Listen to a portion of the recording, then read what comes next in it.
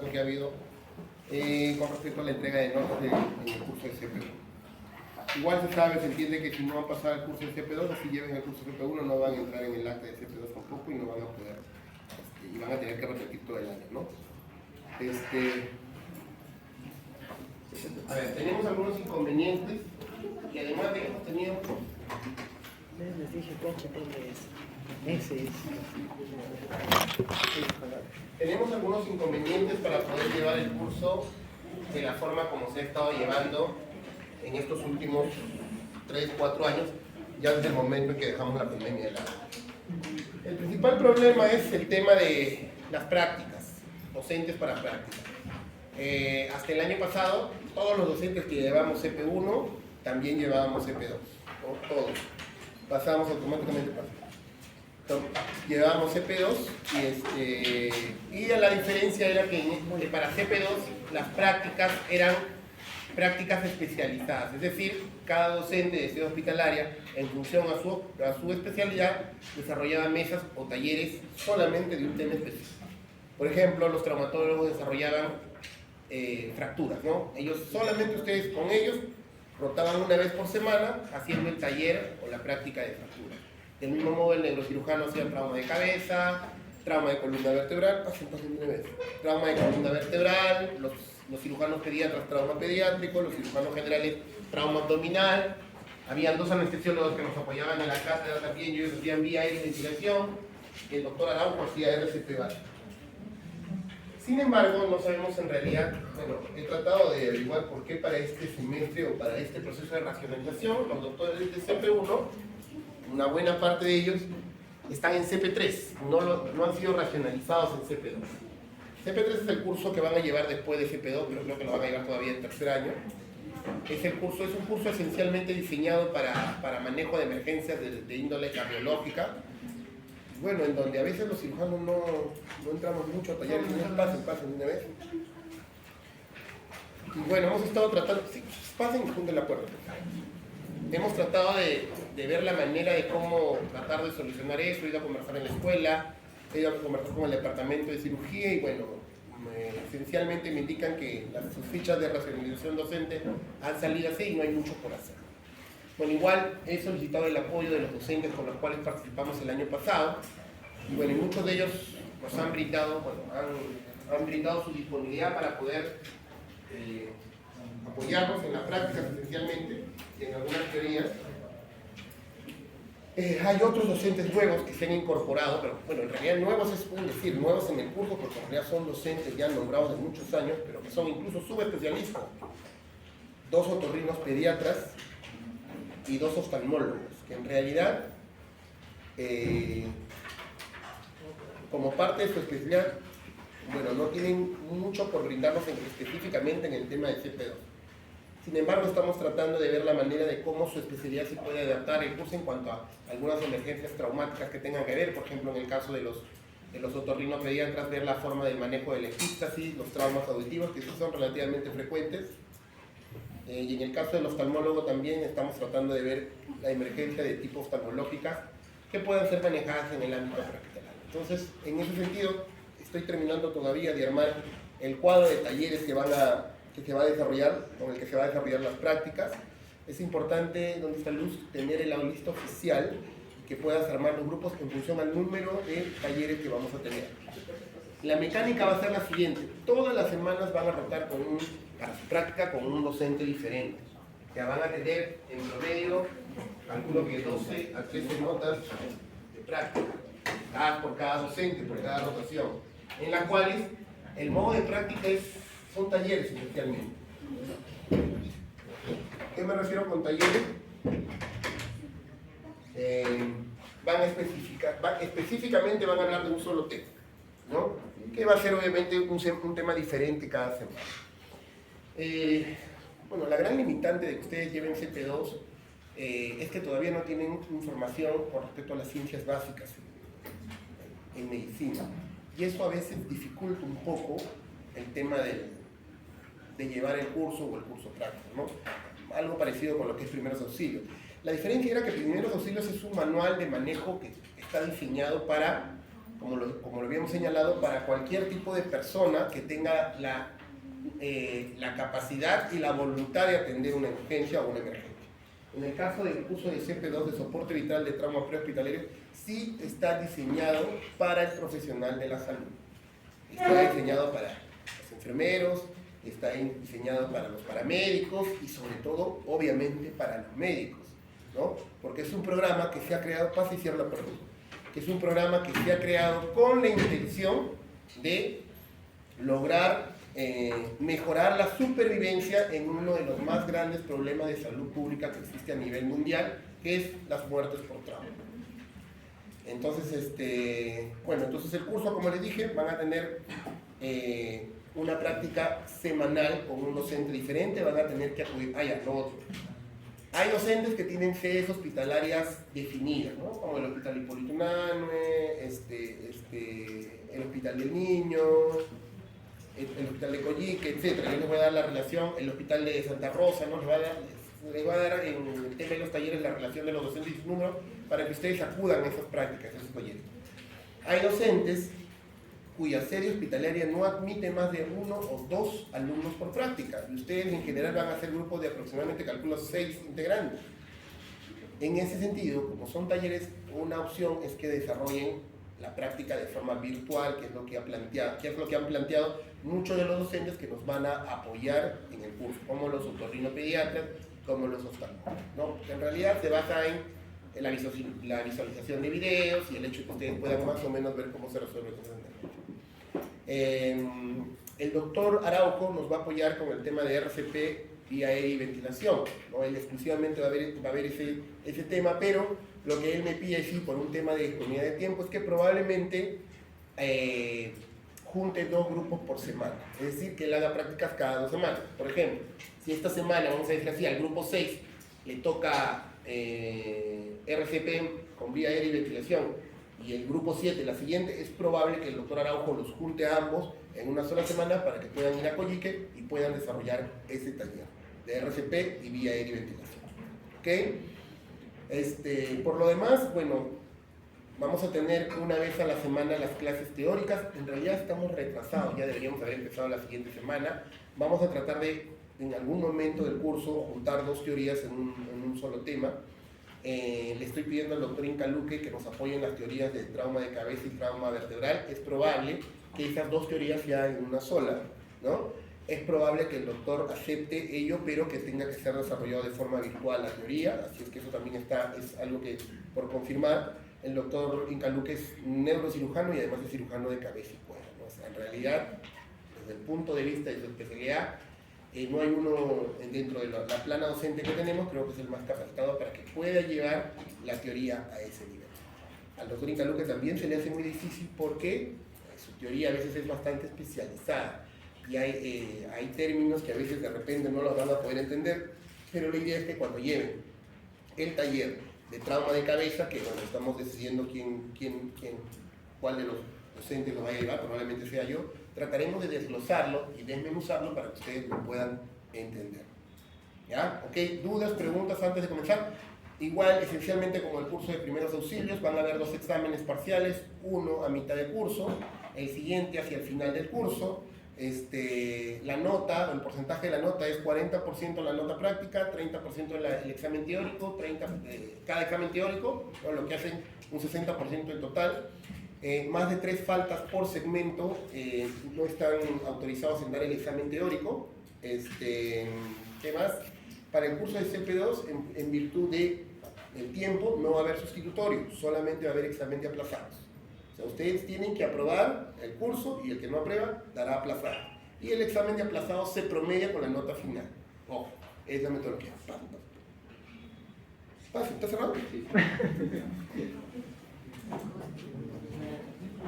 ¿Dudas, preguntas, consultas?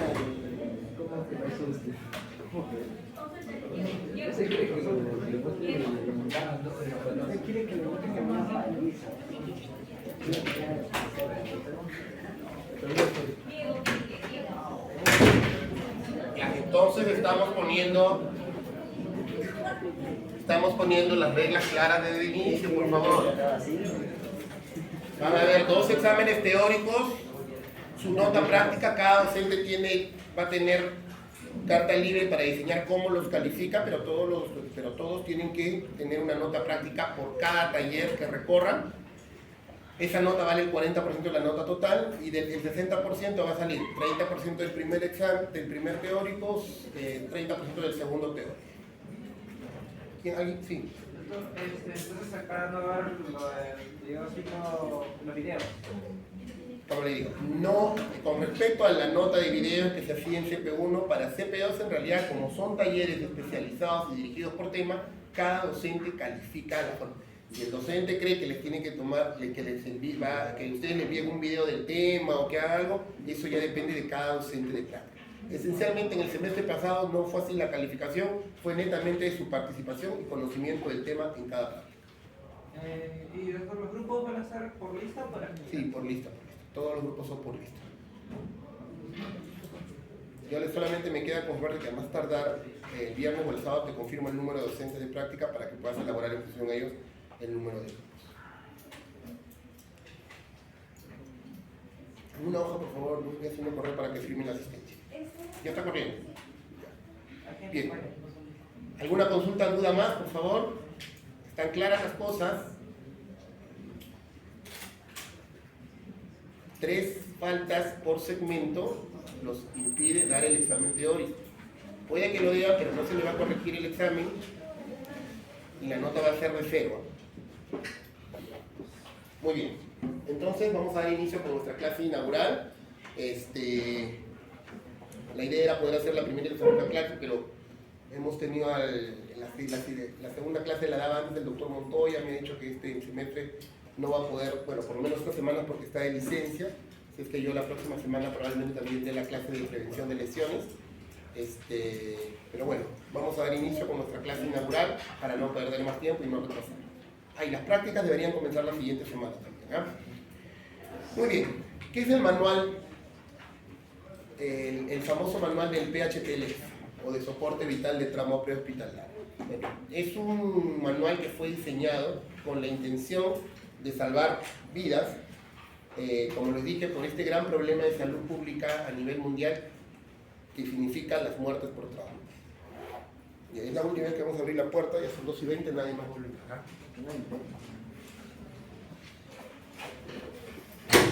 La clase será para las 2 de la tarde. Vale.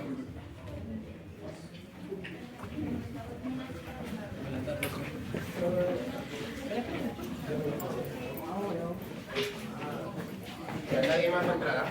Ya, nadie más.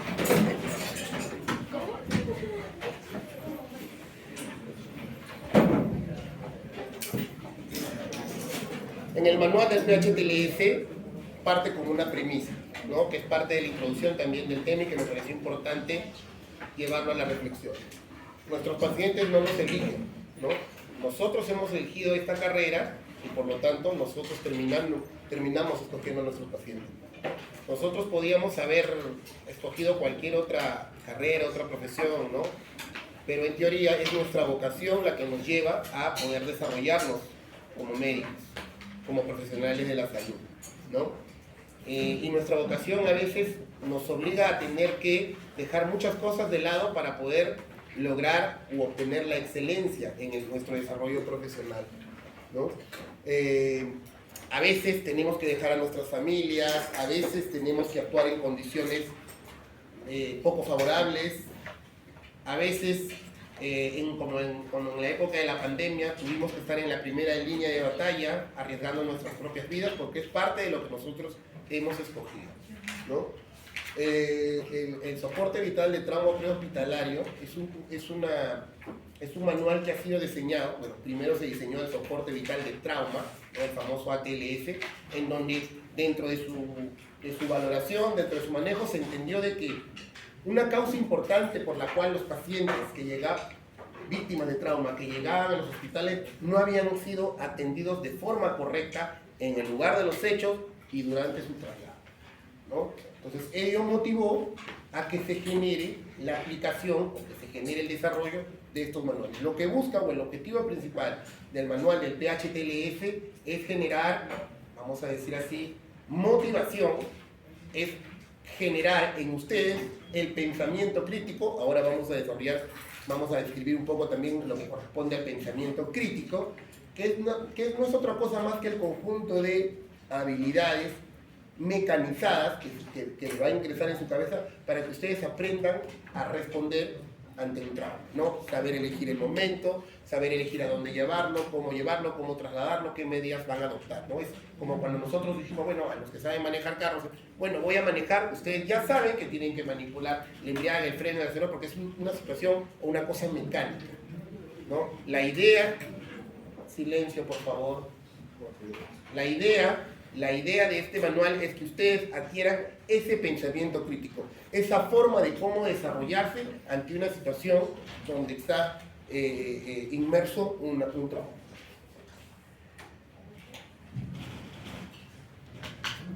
Muy bien. La atención prehospitalaria ha evidenciado varias etapas en cuanto a lo que es su recorrido, ¿no? Inicialmente, ¿no? Antes existía el concepto de que ocurría un trauma y teníamos que cargar y correr, llevar y trasladar a la persona como sea, ¿no? Ese era el principio fundamental, ¿no? O sea, por ejemplo, en este momento alguien se accidentaba, cualquier persona venía, la levantaba, se la llevaba, pero no evaluaba las características de la caída. De repente ha sido una caída de altura, ¿no? Una lesión por trauma en caída libre, o de repente ha sido un accidente automovilístico con una lesión por desaceleración. No había protección de la columna cervical para evitar el riesgo de sección medular. De repente veían que un paciente estaba sangrando e igual se lo llevaban sangrando, chisgueteando de sangre por todo el camino, ¿no? Esencialmente el único concepto que había era que teníamos que llevarlo a algún lugar lo más rápido posible para que pueda ser atendido, ¿no? Sin tomar, como señala ahí, los cuidados necesarios. Eso generalmente ocurrió antes de la época del 50. Justo por esas épocas comenzó a desarrollarse el programa del ATLS y se entendió que el problema, que un gran porcentaje de las muertes por trauma que ocurrían en los hospitales se debían a que no habían los cuidados necesarios en el ambiente prehospitalario. Comenzó a aparecer el concepto de manejo del campo y cuidado. Es un periodo en el cual ya se comenzó a entrenar a cierto personal profesional de la salud o técnicos en salud para que puedan brindar cuidados previos antes del traslado. De repente, estabilización de la columna cervical, control de hemorragias externas. Posteriormente, pasamos a la época de permanecer y actuar, ¿no? Cuando aparecen los programas del ATLS o cuando aparecen los programas de soporte cardiológico en el tema de, bueno, otro de los grandes problemas de salud pública a nivel mundial son las enfermedades cardiológicas, ¿no? Que producen muertes inmediatas, como los infartos agudos de miocardio o las muertes súbitas. Que también existe un manual elaborado para el manejo de ellas, que justamente es el CP3. Pues bien, estos pacientes cardiológicos o cardíacos, vamos a decir así, se decía que si es que se adoptaban ciertas medidas, sobre todo desde el punto de vista médico, ¿no? El hecho de darles algún tipo de tratamiento médico en el lugar del accidente o en el lugar del evento, mejoraba su supervivencia, ¿no? Y eso también se trató de aplicar en el tema del paciente con trauma. Permanecer y actuar, en este periodo lo que se buscaba era tratar de estabilizar al paciente en el lugar de los hechos, es decir, colocación de vías, tratar de mantenerlo el mayor tiempo posible para que se pueda estabilizar y recién después trasladar. O sea, pasó al otro extremo. En los primeros periodos que era de cargar y llevárselo inmediatamente, pasamos ya en esta tercera etapa a tratar de mantenerlo en el lugar de los hechos el mayor tiempo posible para generar estabilidad. Obviamente en el paciente con trauma esa estabilidad nunca va a ocurrir, porque el tratamiento definitivo en la mayoría de pacientes con trauma, o sea, la principal causa de muerte es la hemorragia interna, o lo que nosotros llamamos en medicina el shock hipovolémico de tipo hemorrágico. Es la principal causa de muerte en el paciente politraumatizado durante lo que nosotros llamamos la hora dorada del politraumatizado, que vamos a detallar más adelante.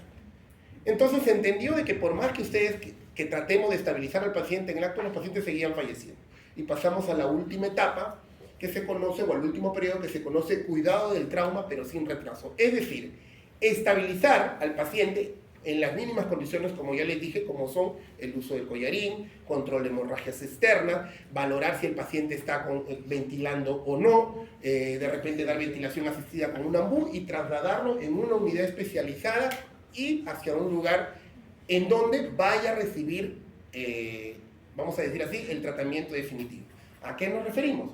Si tenemos un trauma, un paciente con un trauma que nosotros sabemos que está sangrando, y tenemos acá la posta de Nocheto, por ejemplo aquí a 10 pasos, y está el hospital de Hipólito Yrigoyen, no podemos perder el tiempo en llevarlo a la posta para que ahí lo vuelvan a bajar, le traten de colocar una vía y después llevarlo al hospital. No, tiene que ser llevado directamente al centro de trauma porque es donde va a recibir el tratamiento definitivo. Eso es parte del pensamiento crítico.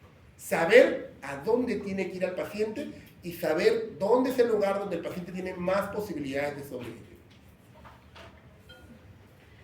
Bueno, el problema, o la motivación para la aparición de los programas del PHTLS fue el trauma, ¿no? El trauma es toda energía ambiental que recibe el cuerpo, ¿no? Que vence la resistencia del cuerpo y puede generar daños tanto externos como internos. El trauma es la principal causa de muerte en los menores de 45 años. La primera causa de muerte en los menores de 45 años es el trauma. Más del 70% de estas muertes son entre los 15 y los 24 años y el otro 40% es en los más pequeños, ¿no? O sea, en la etapa de la juventud es donde se concentra la mayor cantidad de muertes, siendo los accidentes de tránsito la primera causa de muertes por trauma, ¿no? Ya después las caídas y demás están más allá. En los mayores de 45 años, las primeras causas de muerte son las enfermedades oncológicas y los infartos cardíacos y las enfermedades cardiológicas. Y la tercera viene a ser el trauma. Es decir, el trauma prácticamente ocupa una causa importante de muerte a nivel de todos los grupos etarios. Es por ello que, nuevamente les repito, es considerado un gran problema de salud pública, ¿no? Está la definición de trauma. Trauma es el daño infligido al cuerpo por una energía ambiental, una energía del medio ambiente externa superior a la resistencia del cuerpo, ¿no? Y se califica, y esa energía va a generar lesiones en función a la resistencia del cuerpo.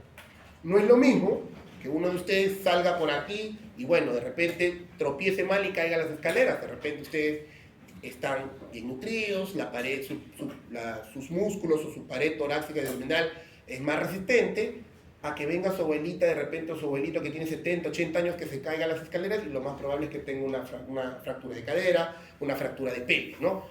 O sea, es el mismo mecanismo de caída, es la misma energía, es la misma violencia con la que caen, pero obviamente la diferencia es la resistencia del cuerpo, ¿no? La resistencia del cuerpo. El concepto que ustedes van a manejar en las emergencias, o que van a escuchar mucho en las emergencias, en realidad son dos conceptos. El concepto de policontuso y politraumatizado.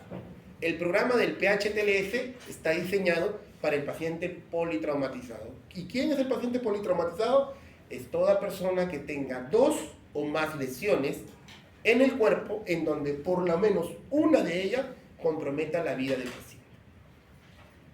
Repito, el concepto de politraumatizado es la persona que ha sufrido un daño, un trauma, una lesión, en realidad una o más, en donde por lo menos una de ellas comprometa o ponga en riesgo la vida del paciente.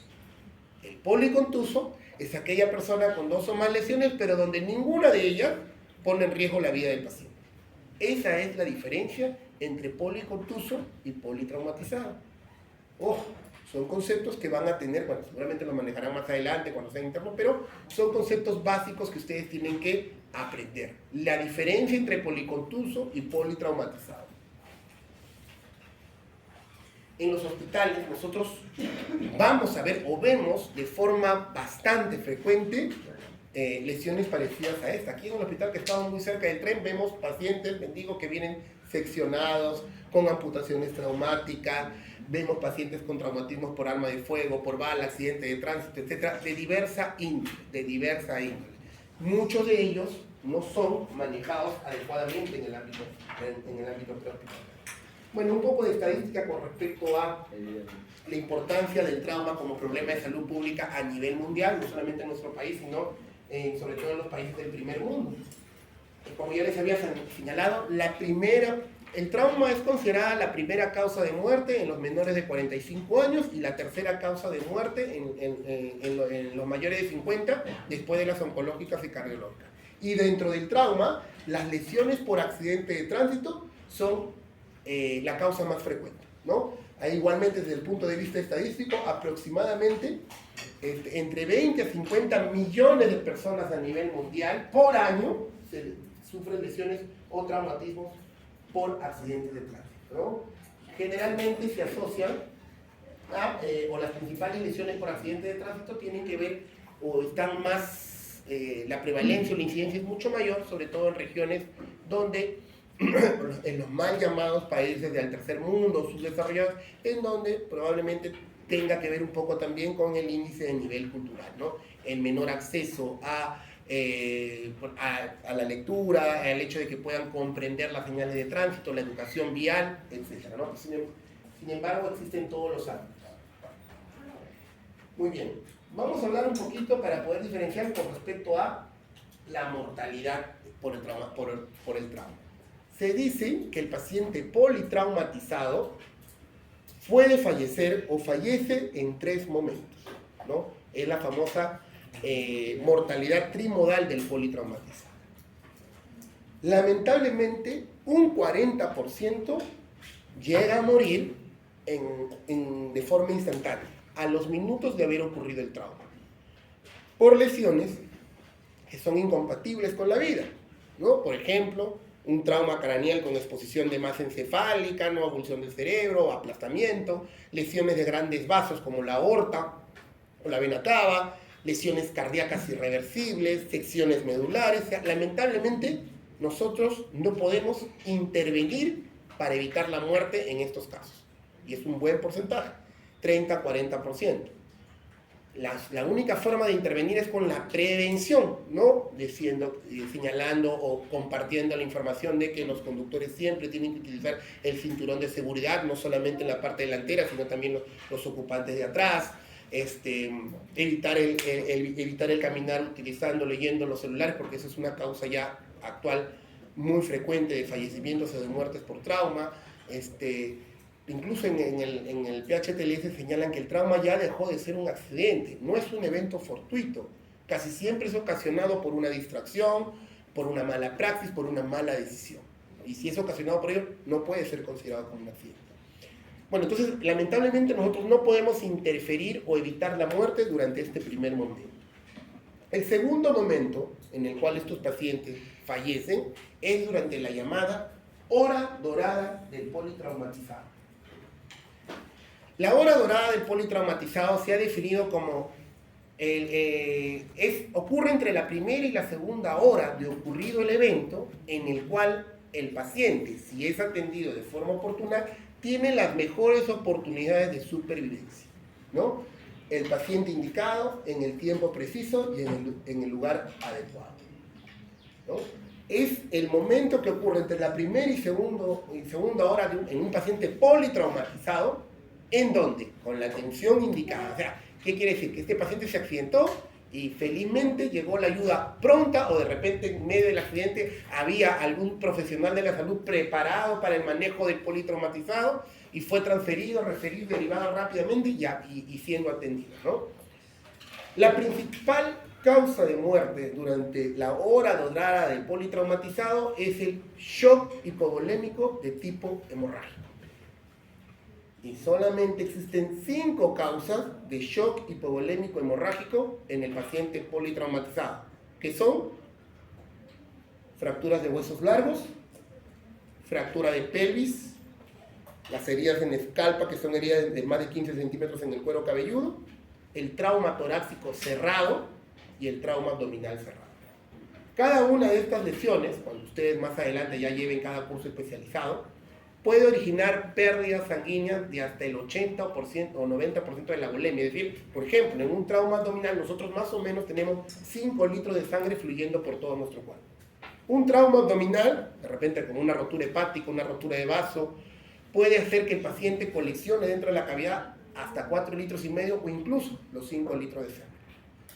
Un trauma torácico, una rotura de costilla que genera desgarro de pulmón, puede producir un hemotórax, se llama, la colección de sangre en el tórax, que puede llegar a coleccionar hasta 4 litros de sangre.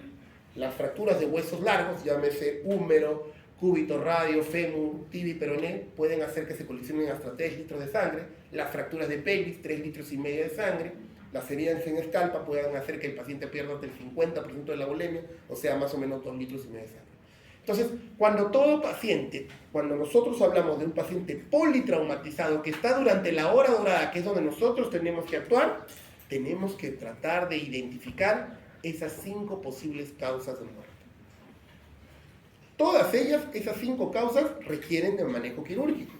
Las heridas en escalpa tienen que ser suturadas lo más rápido posible, y si no se puede, en el mismo campo, tratar de generar la compresión lo más rápido posible.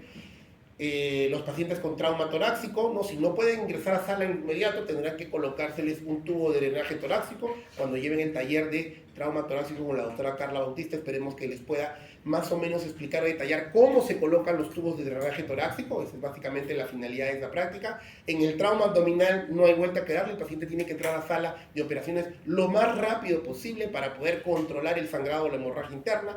Las fracturas de pelvis y las fracturas de huesos largos se les puede hacer lo que se conoce como la fijación externa, ¿no? Pero también eso lo hace el médico traumatólogo. La idea es que cuando lleven sus talleres de fracturas les puedan explicar cómo es una fijación externa para la estabilización de dichas fracturas, ¿no? Pero todas estas 5 lesiones tienen que ser manejadas necesariamente en un ámbito hospitalario. Pero tenemos nosotros que aprender a reconocer si este paciente tiene alguna de estas posibles causas de muerte. Porque si no la reconocemos, si no la apreciamos, si no hacemos un adecuado triaje en el ámbito prehospitalario, lo más probable es que este paciente vaya a fallecer. Entonces, el segundo momento en el cual el paciente politraumatizado puede morir es durante la hora dorada del politraumatizado. Y la causa de muerte del politraumatizado durante la hora dorada es el shock hipovolémico de tipo hemorrágico, o, si quieren llamarlo así, hemorragia interna. Lo que les decía, el PHTLS en parte de su introducción indica que el trauma en realidad no es un accidente, aunque con frecuencia se le conoce como tal.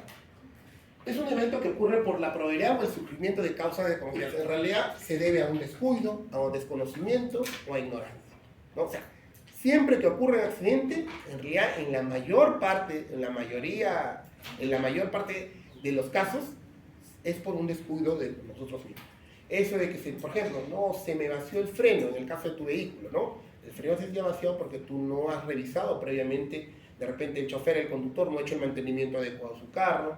Todos sabemos que los frenos se gastan, que hay que hacerle mantenimiento a cada 5.000 kilómetros, bueno, todos los que tenemos carro, obviamente, ¿no?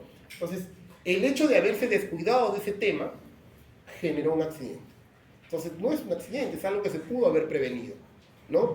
Todos sabemos que debemos utilizar los cinturones de seguridad, ¿no? Antes, le estoy hablando de, pues, no mucho tiempo, hace 30, 35 años, nadie utilizaba cinturones de seguridad, nadie, ¿no? Comenzó a haber una campaña bastante agresiva de publicidad, tuvieron que salir los policías a señalar de que si el conductor no utilizaba el cinturón de seguridad, papelete. Y los conductores, los choferes, todos comenzaron a colocarse el cinturón de seguridad. Después, hace 20 años, 15 años, la campaña se centró en que también el copiloto de un auto también tenía que utilizar los cinturones de seguridad. Y bueno, por eso es que casi siempre, si ustedes suben un taxi, el chofer está con el cinturón y les dice al pasajero: señor, póngase el cinturón. Hoy estamos en la tercera etapa, en que también los ocupantes de la fila de atrás, en el caso de los autos, o los que viajan de forma interprovincial o en los buses, también usen cinturones de seguridad. Estamos en esa etapa de cambio, que no lo hacemos. Les aseguro que ustedes suben al taxi y los que suben atrás no se ponen cinturón de seguridad, ¿no? Y cuando existe un accidente, los más afectados son los de la parte de atrás, porque son los que salen eyectados. A ese cambio nos referimos. El día que ocurra un accidente, y se accidenten estando ustedes atrás, Dios no quiera, por supuesto, en realidad no va a ser un accidente, o sea, no ha sido un evento fortuito, ha sido lamentablemente un descuido de ustedes, porque desde el momento que ustedes se suben a un vehículo, saben que existe la posibilidad de que puedan accidentarse, y tienen que tomar todas las medidas necesarias para prevenir daños. Ese es el... Existen fases del cuidado del trauma, ¿no? El PHTLS nos habla de 3 fases del cuidado del trauma para tratar de minimizar los daños o los riesgos del trauma. Son las fases. Una fase es la famosa fase pre-evento, la fase evento y la fase post-evento. La fase pre-evento es antes de que ocurra el daño, todo lo que les explico, ¿no? Tener la educación vial suficiente para colocarnos el cinturón de seguridad, no pasarnos la luz roja del semáforo, conducir sin distracciones, sin estar viendo el celular, no consumir alcohol a la hora de consumir, ¿no? La famosa tolerancia cero que hoy existe, ¿no? Entonces la fase de pre-evento involucra las circunstancias que llevan a una lesión, donde los esfuerzos esencialmente se enfocan en la prevención de daño, ¿no? Ahí están la relación, educar al público a incrementar el uso de sistemas de sujeción, ¿no? Los cinturones de seguridad, el uso de cascos para los que manejan moto, ¿no? Antes tampoco, no era una obligación, antes tú veías a los de las motos lineales sin casco, ¿no? Hoy, bueno, a pesar de que todavía existen algunos casos en donde solamente el piloto se pone el casco y no el copiloto, igual. Además, ATLS, no pueden, además el ATLS indica que ya no deberían, la moto lineal es para una sola persona, no deberían ver otro ocupante, ¿no? Pero bueno, todavía es algo que culturalmente todavía nos es difícil, pero seguramente va a llegar el momento en que se logre ese hecho de que los ocupantes de la parte de atrás de un auto utilicen todos el cinturón y que también solamente la moto lineal sea para una sola persona. No conducir en estado de etílico agudo, el uso de asientos de seguridad para los niños, promover el método para reducir el uso de armas, bueno, eso ya no es en caso de accidente de tránsito, ¿no? Sino en generales, ¿no? La delincuencia, lamentablemente en nuestro país va ganando cada vez más terreno, hay más problemas de sicariato y demás. Bueno, eso ya tiene que ver con, vamos a decir así, con políticas a nivel de Estado, ¿no? De gobierno. Esto es la fase preventa, esencialmente antes de que ocurra el daño. La fase de evento, ¿a qué se refiere? ¿O en qué estamos? Es en el momento del trauma. O sea, ya ocurrió el accidente y la idea es evitar que los daños de ese accidente se multipliquen, ¿no? Tiene que ver básicamente con momentos de trasladar al paciente. Se trata de no trasladarlo como sea, no agarrar, correrlo y llevarlo, ¿no? Tratar de minimizar al mínimo las lesiones, ¿no? Evitar la muerte del paciente. En medicina existe un precepto que es el primum non nocere. Primero, no hacer daño. Nosotros como médicos tenemos que formarnos con ese concepto o ese precepto. Primum non nocere. Primero, no hacer daño. Si ustedes como médicos se han terminado, bueno, de repente se súper especializan en, no sé, en genética oncológica, no sé, y les llega un trauma, pues de repente, desde el punto de vista cultural, toda la población va a decir, él es el médico, él tiene que entender el trauma, pero ustedes ya se han súper especializado en otra cosa y no saben, ya se olvidaron de cómo suturar, de cómo colocar una gasa sobre el cuerpo. Si no saben, o si ya primero, es mejor no tratar a alguien si es que no sabes cómo hacerlo, porque podrías generar más daño. Primum non nocere. Y a eso nos referimos con la fase del evento durante el trauma, ¿no? Saber cómo trasladarlo, ¿no? El mismo chofer de la ambulancia, el personal de cuidado que va acompañando al paciente, ¿no? Básicamente tenemos que, si bien es cierto, tenemos que llevar con rapidez al paciente, pero no podemos tampoco pasarnos la luz roja, vamos a decir así, conducir a la locada. Seguramente estamos en un estado de desesperación, pero a pesar de todo tenemos que siempre tratar de mantener la calma. Entonces, la fase de evento en el trauma se refiere a las medidas que nosotros adoptamos sobre el paciente para evitar que las lesiones producto de ese trauma se multipliquen. Y la fase post-evento básicamente es ya el resultado del evento traumático. Eso generalmente ya después de las atenciones hospitalarias, después de haber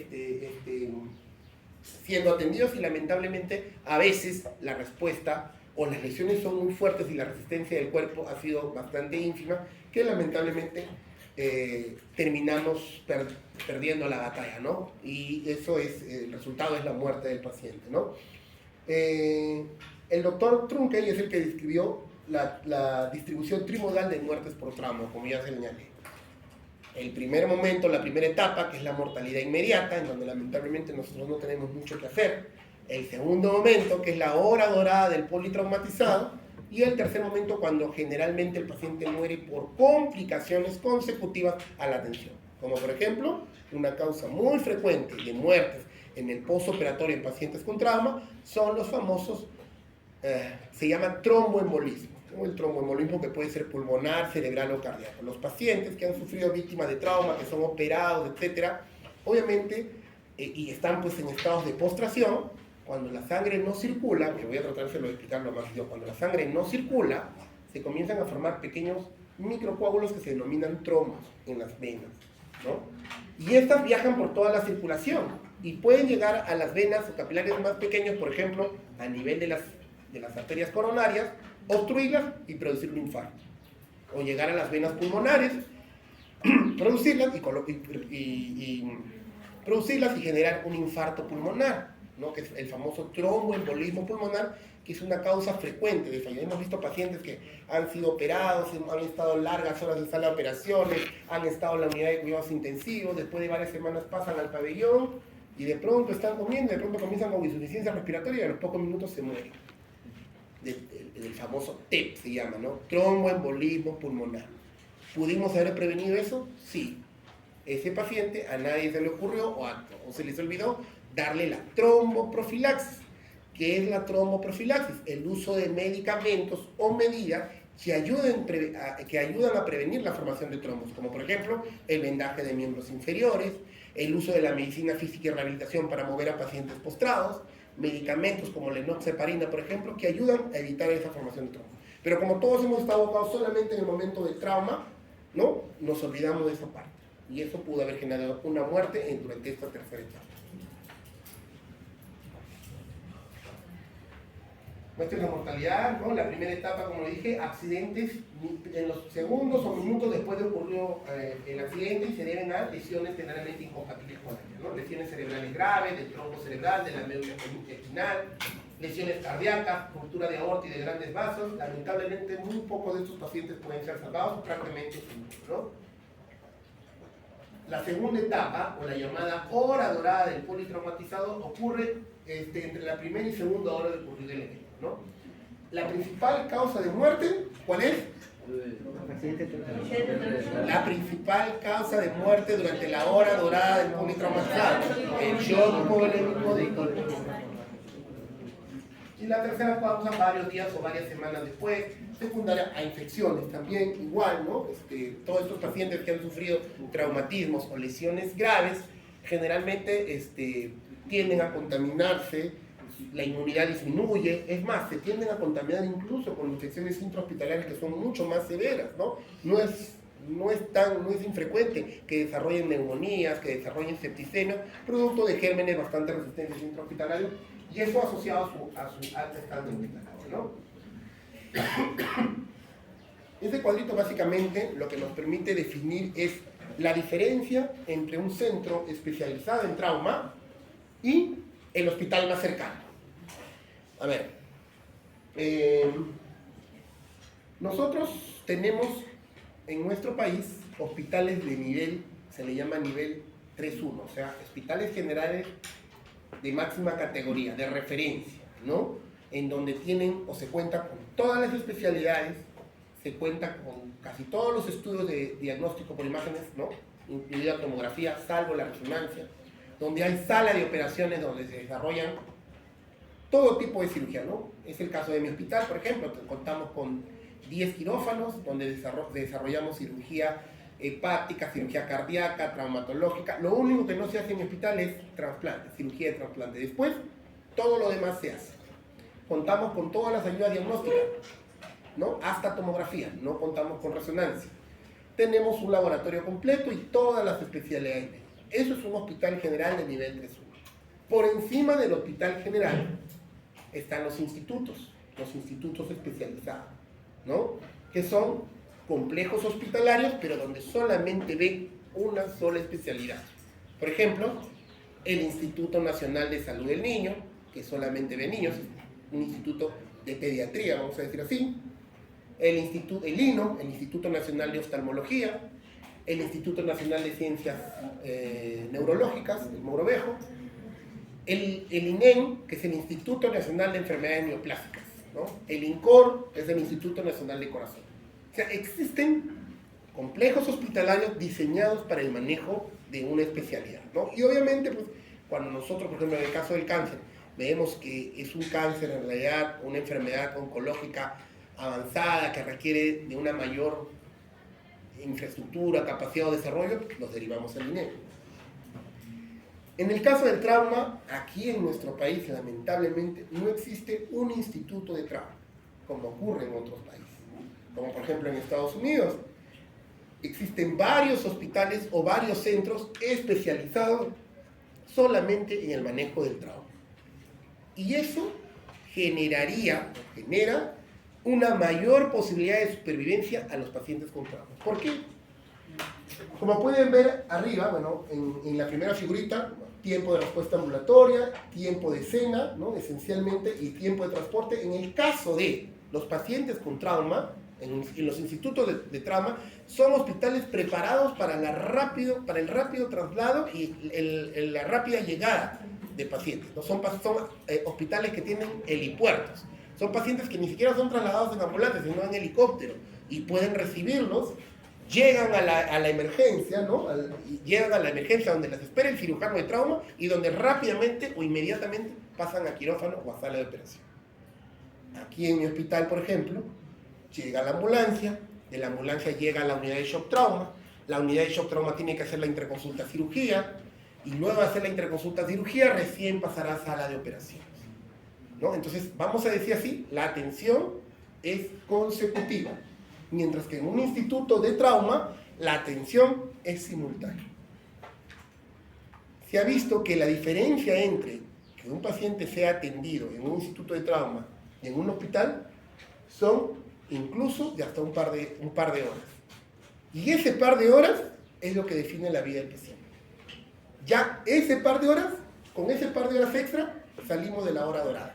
El paciente pierde su oportunidad de supervivencia. Entonces, si nosotros en nuestro país tuviéramos un Instituto Nacional de Trauma que se dedique exclusivamente al manejo del trauma, como, ojo, ¿no? Realidades cercanas, en Colombia tienen su instituto de trauma, en Brasil tienen hospitales de trauma que están diseñados para el manejo del trauma, seguramente la supervivencia en cuanto a lo que es el manejo de estos pacientes sería mucho mejor. Aquí, si llega un paciente con traumatismo severo en shock trauma, de repente en la noche donde tenemos solamente 2 o 3 salas de operaciones habilitadas, de repente al mismo tiempo o en simultáneo, llega una gestante con un parto, con un feto transverso, que necesita hacer una cesárea de emergencia porque está con sufrimiento fetal, o de repente llega un niño con una peritonitis aguda, o de repente nos llega un paciente de otra índole que requiere una atención inmediata. Entonces, el paciente de trauma va a tener que competir con los otros pacientes, o llega un paciente con un infarto que requiere un cateterismo. O sea, el paciente con trauma que llega a un hospital general, lamentablemente tiene que competir con otras emergencias del mismo nivel. En cambio, si llegara a un Instituto Nacional de Trauma, donde solamente se maneja el trauma, es probable que tenga mayores posibilidades de supervivencia. A pesar de ello y con todas las dificultades, los hospitales generales, aplicando los adecuados protocolos, han logrado disminuir, como en el anterior, casi el 25% de las muertes por trauma. ¿No? Antes del uso de la aplicación de los protocolos, tanto del PHTLS como del ATLS, o gracias, mejor dicho, a la aplicación de ellos, entre el 25 a 35% de pacientes que antes se morían, hemos logrado mejorar la supervivencia. Y eso es bastante.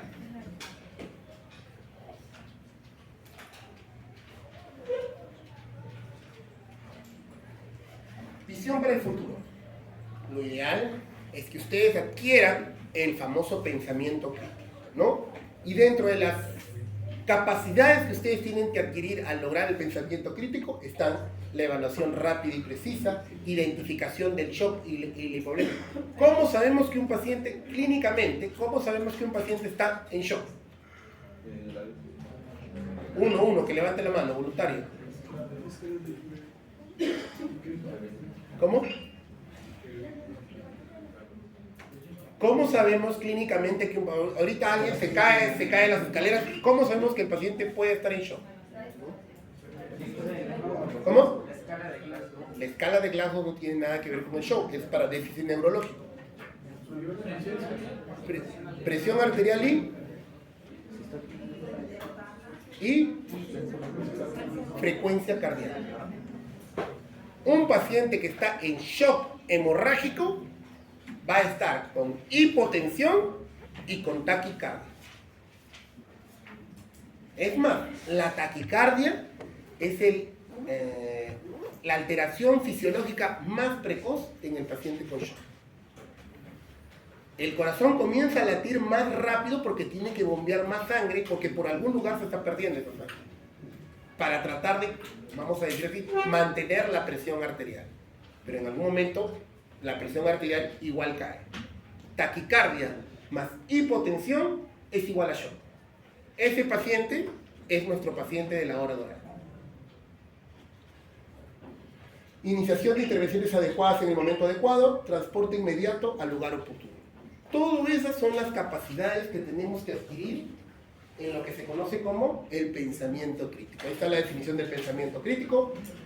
Las destrezas del pensamiento crítico son cruciales para lograr exitosamente el principio necesario para un paciente particular y elegir la mejor preferencia para implementarlo. Es un proceso en realidad que ustedes lo van a ir adquiriendo en la medida que vayan cada día desarrollándose como médicos, ¿no? Ustedes están de repente ahora todavía en la base de todo ello, pero poco a poco, a medida que vayan llevando sus cursos, a medida que vayan adquiriendo más conocimientos, van a ustedes ir logrando ese pensamiento crítico. El día que ustedes sean especialistas sobre la especialidad que sea, ustedes van a adquirir un pensamiento crítico. Van a saber de forma automatizada cómo actuar ante un evento. Eso mismo que se busca, por ejemplo, cuando un niño viene con fiebre, cuando un niño está con diarrea, cuando una gestante está con dolores, con dolores o contracciones uterinas, y que el ginecólogo sabe cómo actuar y el pediatra igual. La idea de este manual es que todos adquieran el pensamiento crítico para saber cómo actuar ante un trauma. ¿Cuáles son los componentes del pensamiento crítico en la atención de emergencias? Evaluar la situación, evaluar al paciente, evaluar los recursos disponibles para atender a un paciente. Lamentablemente, hay circunstancias en las que ustedes van a tener que decidir, sobre todo si están solos, cuál es el paciente que tienen que priorizar trasladarlo porque tiene mayores posibilidades de supervivencia. Sobre todo cuando hay trauma con una gran cantidad de traumas múltiples, con gran cantidad de pacientes.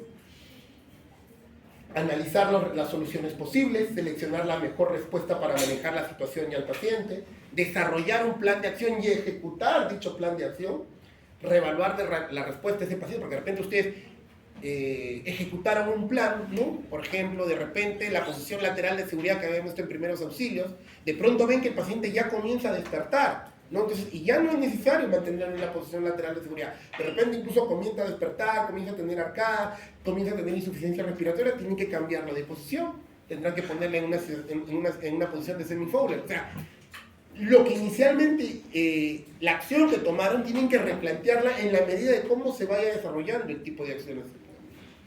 Hacer los ajustes o cambios necesarios y continuar con los pasos 8 y 9 hasta que la fase de atención esté completa. Entonces, va a llegar un momento en que ustedes se van a encontrar con un accidente y no se van a poner a pensar como ahora, ¿no? De repente, ¿y ahora qué hago? ¿Cómo me acuerdo? ¿Qué fue? ¿Qué no? O sea, ya no va a ocurrir eso. Automáticamente van a comenzar a actuar, automáticamente van a comenzar a primero evaluar la situación, saber cómo sigue el accidente, tratar de buscar información lo más rápido posible, verificar si el paciente está en shock o no, y los que estén en shock van a tener que ser atendidos inmediatamente. Si tienen alguien que pueda poner una vía, inmediatamente se le colocará la vía hasta que puedan hacer, y en simultáneo otra persona estará activando el PAS, la conducta PAS, para que llegue la ayuda oportuna y tratar de ese modo, de esa forma de pensar, lograrle salvar la vida del paciente.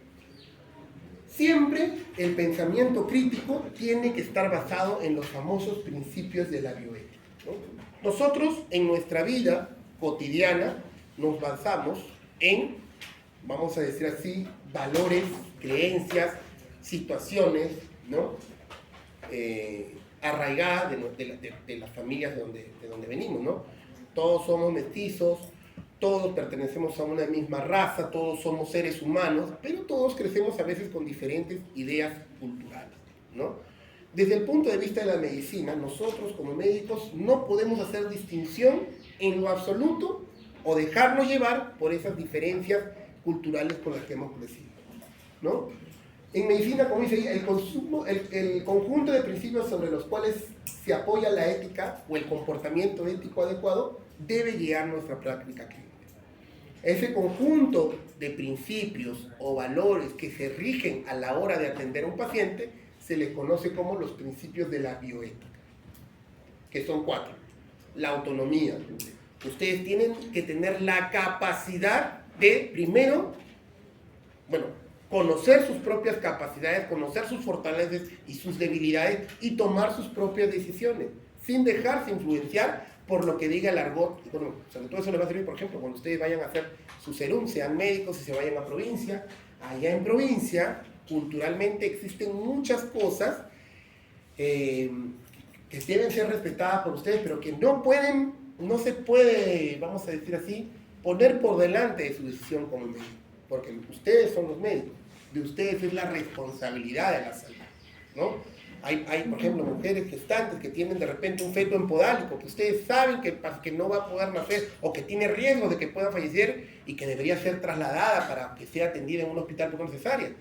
Hay creencias en las cuales a veces le rezan o hay, no sé cómo se llama, personas de la comunidad que dicen que pueden acomodar al bebé. Eso no existe, ¿no? Y si ustedes, pueden de manera inteligente dejar que haya cierta manipulación, pero no puede salir de su cabeza que ustedes tienen la autonomía porque saben por el bien de la paciente, por el bien del bebé, de tener que trasladar.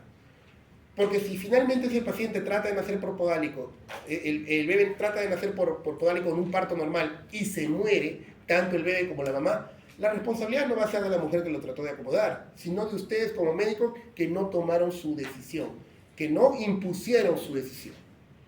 El principio de autonomía. No maleficencia.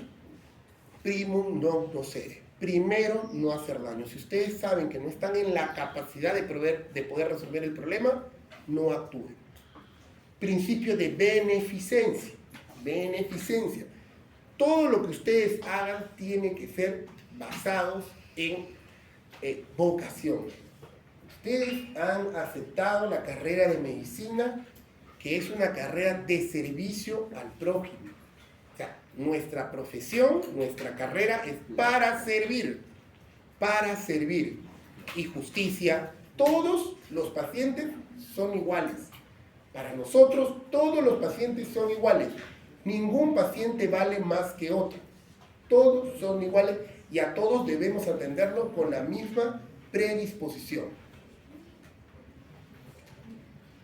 Muy bien, ¿cuáles son las conclusiones?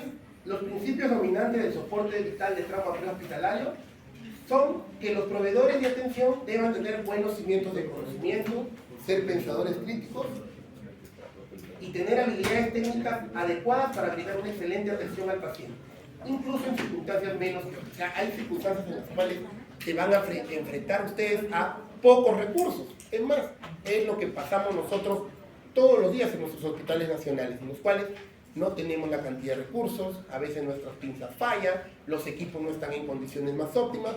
A todas esas dificultades ustedes tienen que resolverlas de una u otra manera. O sea, eso no puede ser una limitante, como a veces vemos a muchos colegas que dicen, no, ya yo no voy a hacer nada porque no tengo lo necesario, ya no lo voy a suturar, no tengo esto, no lo voy a dar. ¿No? Prefieren, vamos a decir así, quitarse un problema de encima, ¿no? Antes que ayudar. Entonces, a pesar de no tener los recursos, ustedes tienen que hacer lo humanamente posible para mejorar o para prevenir el daño de las lesiones de los pacientes. Porque al final, vamos a decir así, nuestro objetivo es evitar la muerte. A nivel mundial, las lesiones son una causa principal de muerte y discapacidad. E impactan no solo a las personas directamente involucradas, sino obviamente a sus ramificaciones financieras, a todos nosotros, ¿no? Un papá, un padre de familia, un cabeza de hogar que sufre un accidente, el impacto no solamente va a ser para él, sino seguramente para toda su familia que depende de él. La atención del trauma se divide en 3 fases, la fase de pre-evento, evento y post-evento. pueden tomarse acciones para minimizar el impacto de la lesión traumática durante cualquiera de las 3 fases. El concepto de hora dorada o periodo dorado guía la atención prehospitalaria. Las investigaciones han demostrado que el transporte expedito hacia la acción definitiva es la clave para mejorar los pronósticos del paciente. El curso del PHTLS está modelado a partir del curso del ATLS, que es el soporte vital de trauma avanzado, que fue creado en 1978, que es el famoso CP4 que van a llevar después ustedes. La idea es proporcionar herramientas necesarias para, vuelvo a repetir, ser el objetivo final, evitar la muerte del paciente. Para ello debemos saber los momentos en los cuales el paciente puede fallecer y tomar las acciones necesarias para evitar ello. Muy bien. ¿Dudas, preguntas, consultas?